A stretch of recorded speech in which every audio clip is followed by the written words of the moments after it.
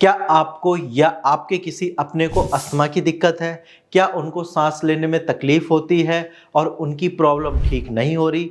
तो आप अपनी डेली लाइफ में कुछ ऐसी छोटी-छोटी गलतियाँ कर रहे हो जिसकी वजह से मेडिसिन्स लेने के बाद भी आपकी अस्थमा की प्रॉब्लम में आराम नहीं मिल रहा है। हेलो एंड नमस्कार, मैं डॉक्टर हिमांशु पराशर आज इस वीडियो में आपको बताऊँगा कुछ ऐसी गलतियों के बारे में जो आप जाने अनजाने में कर देते हैं और उसकी वजह से आपकी अस्थमा की प्रॉब्लम ठीक नहीं हो पा रही। तो इस वीडियो को लास्ट तक देखिए और आपके किसी अगर नोन को भी अस्थमा की दिक्कत है तो ये वीडियो आप उन तक भी शेयर करिए ताकि उनकी भी प्रॉब्लम ठीक हो जाए। तो चलिए वीडियो को स्टार्ट करते हैं। सबसे पहली गलती है इन्हेलर का सही से इस्तेमाल ना करना, क्योंकि अक्सर मैंने देखा है ओपीडी में पेशेंट को कि जब मैं उनसे पूछता हूँ कि आपकी प्रॉब्लम कैसे अग्रावेट हो रही है, तो वो यही बताते हैं कि सर मैं इन्हेलर लेता हूँ। वो गलती ये करते हैं कि इन्हेलर लेते टाइम वो ज़्यादा तेज़ी से सांस लेते हैं या कई बार इन्हेलर को सही से शेक नहीं करते। तो आपको ये गलती नहीं करनी है। जब भी आप इन्हेलर का यूज़ करते हो तो आप प्रॉपर उसको शेक करेंगे और जब आप इन्हेलर लोगे तो उस टाइम ध्यान रखना है कि रैपिड ब्रीदिंग यानी कि तेज़ सांस नहीं लेना है। इस चीज़ का आप अच्छे से इस्तेमाल करिए, आपकी प्रॉब्लम में एग्रावेशन नहीं होगी। सेकंड पॉइंट है मेंटेनिंग कॉज को इग्नोर करना, यानी कि अस्थमा के पेशेंट कई बार जाने अनजाने में जो उनकी प्रॉब्लम को चीज़ें एग्रावेट कर रही है उसको इग्नोर कर देते हैं, जैसे कि डस्ट को, स्मोक को या फिर पॉल्यूशन को वो इग्नोर कर देते हैं।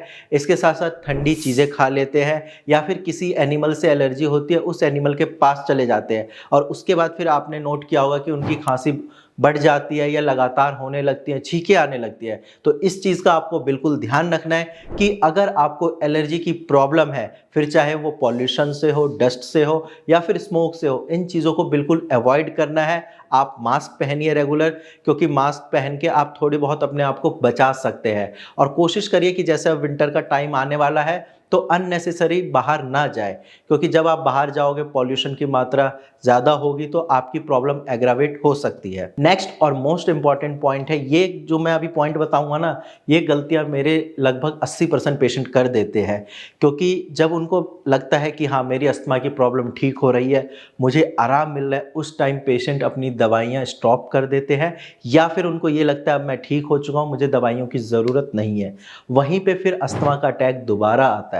तो आपको ये गलती नहीं करनी है। अगर आपको लगता है कि हाँ मेरी अस्थमा की प्रॉब्लम होम्योपैथिक मेडिसिन से 70-80% ठीक हो चुकी है, तो 20% भी ठीक कर लीजिए, क्योंकि अगर आप 20% को छोड़ दोगे, थोड़ी सी भी प्रॉब्लम बची रह जाएगी तो वो दोबारा होने के चांस होते हैं। लेकिन अगर एक बार आपने अपनी अस्थमा की प्रॉब्लम को जड़ से ठीक कर लिया तो वो दोबारा कभी नहीं होगी। तो बस इस चीज़ का ध्यान रखना है कि आपको अगर इम्प्रूवमेंट मिल रहा है तो उसको कंप्लीट ठीक करना है, बीच में दवाइयाँ स्टॉप नहीं करनी है, जो कि अक्सर पेशेंट कर देते हैं। नेक्स्ट पॉइंट है अवॉइड एक्सरसाइज। अक्सर मैंने ये देखा है कि अस्थमा के पेशेंट को लगता है कि हम ज़्यादा फिजिकल एक्टिविटी करेंगे, सांस लेने की तकलीफ में प्रॉब्लम होगी और वो एक्सरसाइज नहीं करते।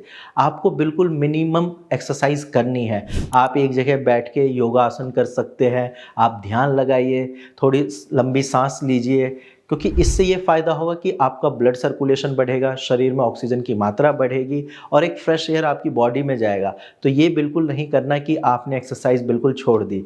एक्सरसाइज करनी है लेकिन ज़्यादा वर्कआउट नहीं करना है, हल्का-फुल्का आप कर सकते हैं। नेक्स्ट और मोस्ट इम्पॉर्टेंट पॉइंट है, अस्थमा के पेशेंट स्ट्रेस ले लेते हैं। उनको ये लगता है कि उनकी ये बीमारी ठीक नहीं हो सकती, क्योंकि बहुत सारे एंटीबायोटिक्स खाकर, एलोपैथिक मेडिसिन्स खाकर उनको मतलब आप ये समझिए कि उनको ये लगता है कि अब मैं कभी ठीक नहीं होऊंगा, लेकिन ऐसा नहीं है।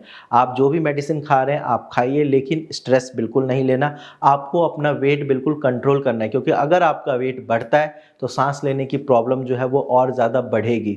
तो इसीलिए वेट को कंट्रोल करना है, स्ट्रेस बिल्कुल नहीं लेना है और दवाइयाँ टाइम से लेनी है। इसके साथ साथ एक चीज़ का और ध्यान रखना है, जो कि अक्सर आजकल पेशेंट गलतियाँ करते हैं कि बाहर का खाना खा लेते हैं, फास्ट फूड खा लेते हैं या फिर जंक फूड, ये सारी चीज़ें खाते हैं और फिर उनका वेट गेन होता है और फिर उसकी वजह से अस्थमा में दिक्कत आती है, क्योंकि सांस लेने की प्रॉब्लम बढ़ने लगती है। तो आपको इस चीज़ का ध्यान रखना है कि फास्ट फूड, जंक फूड, इन चीज़ों को बिल्कुल अवॉइड करना है, वेट को मेंटेन रखना है और साथ में स्ट्रेस बिल्कुल नहीं लेना है।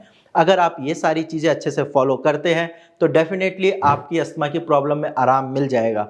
बाकी अगर आपके पास कोई टेस्ट रिपोर्ट है या आपको भी अस्थमा की दिक्कत है और वो ठीक नहीं हो रही है तो घबराने वाली कोई बात नहीं है। नीचे दिए गए नंबर पर कॉल करके आप फ्री कंसल्टेशन कर सकते हैं। मेरी टीम आपकी काफ़ी अच्छे से हेल्प कर देगी। आज की वीडियो में इतना ही। धन्यवाद।